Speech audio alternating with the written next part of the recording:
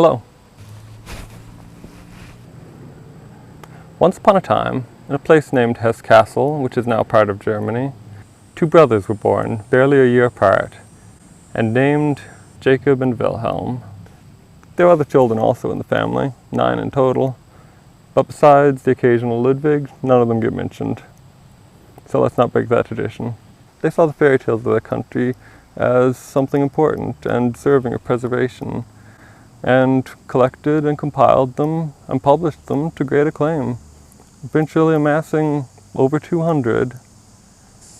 These stories have been read by millions of people, have been studied by psychologists, have been made into blockbuster movies, even used as propaganda. They have scared and comforted children and adults around the world, becoming a valuable and beloved part of the world's legendarium. That's barely scraping the surface of Jacob and Wilhelm Grimm's story, and very, very oversimplified. But that's enough for this episode, because here we're focusing on the stories themselves. Welcome to Radio Free Fairyland. Today I'm going to read you the very first story from my copy of the Brothers Grimm, The Frog King, or Iron Henry. It's one of those stories that you probably kind of know, but not really. It's seeped into pop culture in many versions, probably most famously in Disney's Princess and the Frog. But the idea of kissing a frog and it turning into a prince is kind of universally known. Quick check to make sure this is actually recording before I go to the next step. Lovely. Alright then. The Frog King, or Iron Henry. In old times, when wishing still helped one, there lived a king whose daughters were all beautiful, but the youngest was so beautiful that the sun itself, which has seen so much, was astonished whenever it shone in her face. Close by the king's castle lay a great dark forest, and under an old lime tree in the forest was a well. And when the day was very warm, like today, the king's child went out into the forest and sat down by the side of the cool fountain. And when she was bored, she took a golden ball and threw it up on high and caught it. And this ball was her favorite plaything. Now it so happened that on one occasion the princess's golden ball did not fall into the little hand which she was holding up for it, but onto the ground beyond and rolled straight into the water. The king's daughter followed it with her eyes, but it vanished, and the well was deep, so deep that the bottom could not be seen. At this she began to cry, and cried louder and louder, and could not be comforted. And as she thus lamented, someone said to her, "What ails you, king's daughter? Your tears would melt a heart of stone." She looked around to the side from where the voice came, and saw a frog stretching forth its thick, ugly head from the water. "Ah, old water splasher, is it you?" said she. "I'm weeping for my golden ball, which has fallen into the well." "Be quiet and do not weep," answered the frog. I hope I don't regret this voice. "I can help you, but what will you give me if I will bring your plaything up again?" "Whatever you will have, dear frog," said she. "My clothes, my pearls and jewels, and even the golden crown which I am wearing." The frog answered, "I do not care for your clothes, your pearls and jewels, or the golden crown, but if you will love me, and let me be your companion and playmate, and sit by you at your little table, and eat off your little golden plate, and drink out of your little cup, and sleep in your little bed, if you will promise me this, I will go down below and bring you your golden ball up again." "Oh yes," said she, "I promise you all you wish, if you will but bring me my ball back again." She, however, thought, "How this silly frog does talk. He lives in the water with the other frogs and croaks and can be no companion to any human being." But the frog, when he had received his promise, put his head into the water and sank down, and in a short while came swimming up again with the ball in his mouth, and threw it on the grass. The king's daughter was delighted to see her pretty plaything once again, and picked it up and ran away with it. "Wait, wait," said the frog. "Take me with you. I can't run as you can." But what did it avail him to scream his croak, croak after her as loudly as he could. She did not listen to it, but ran home and soon forgot the poor frog, who was forced to go back into his well again. The next day, when she had seated herself at table with the king and all the courtiers, and was eating from her little golden plate, something came creeping, splish, splash, splish, splash, up the marble staircase. And when it had got to the top, it knocked at the door and cried, "Princess, youngest princess, open the door for me." She ran to see who was outside, but when she opened the door, there sat the frog in front of it. Then she slammed the door, in great haste, sat down to dinner again, and was quite frightened. The king saw plainly that her heart was beating violently, and said, "My child, what are you afraid of? Is there perchance a giant outside who wants to carry you away?" No. Frog voice. No, replied she. It is no giant, but a disgusting frog. "But what does a frog want with you?"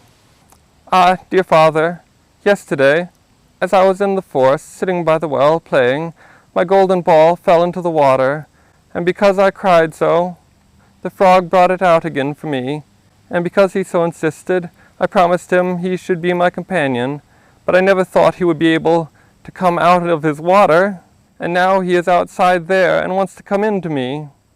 In the meantime it knocked a second time and cried, "Princess, youngest princess, open the door for me. Do you not know what you said to me yesterday by the cool waters of the fountain?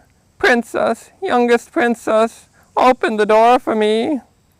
Then said the king, "That which you have promised you must perform. Go and let him in." She went and opened the door, and the frog hopped in and followed her, step by step, to her chair. There he sat and cried, "Lift me up beside you." She delayed, until at last the king commanded her to do it. When the frog was once on the chair, he wanted to be on the table, and when he was on the table he said, "Now, push your little golden plate nearer to me that we may eat together." She did this, but it was easy to see that she did not do it willingly. The frog enjoyed what he ate, but almost every mouthful she took choked her. At length he said, "I have eaten and I am satisfied. Now I am tired. Carry me into your little room and make your little silken bed ready, and we will both lie down and go to sleep." The king's daughter began to cry, for she was afraid of the cold frog, which she did not like to touch, and which was now to sleep in her pretty clean little bed. But the king grew angry and said, "He who helped when you were in trouble ought not be despised by you afterwards." So she took hold of the frog with 2 fingers, carried him upstairs and put him in a corner. But when she was in bed he crept to her and said, "I am tired. I want to sleep as well as you. Lift me up, or I will tell your father." Then she was terribly angry, and took him up and threw him with all her might against the wall. "Now you will be quiet, odious frog," said she. But when he fell down, he was no frog, but a king's son, with beautiful kind eyes. And it came to pass, with her father's consent, he became her dear companion and husband. He told her how he had been bewitched by a wicked witch, and how no one could have delivered him from the well but herself, and that tomorrow they would go together into his kingdom. Then they went to sleep, and the next morning, when the sun awoke them, a carriage came driving up with 8 white horses, which had white ostrich feathers on their heads, and were harnessed with golden chains. And behind stood the young king's servant, Faithful Henry. Faithful Henry had been so unhappy when his master was changed into a frog, that he had caused 3 iron bands to be laid round his heart, lest it should burst with grief and sadness. The carriage was to conduct the young king into his kingdom. Faithful Henry helped them both in, and placed himself behind again, and was full of joy because of this deliverance. And when they had driven a part of the way, the king's son heard a cracking behind him, as if something had broken. So he turned round and cried, Henry, the carriage is breaking. He probably doesn't get the frog voice anymore. I should give him a person voice now. Henry, the carriage is breaking. Henry, the carriage is breaking. No, master, it is not the carriage.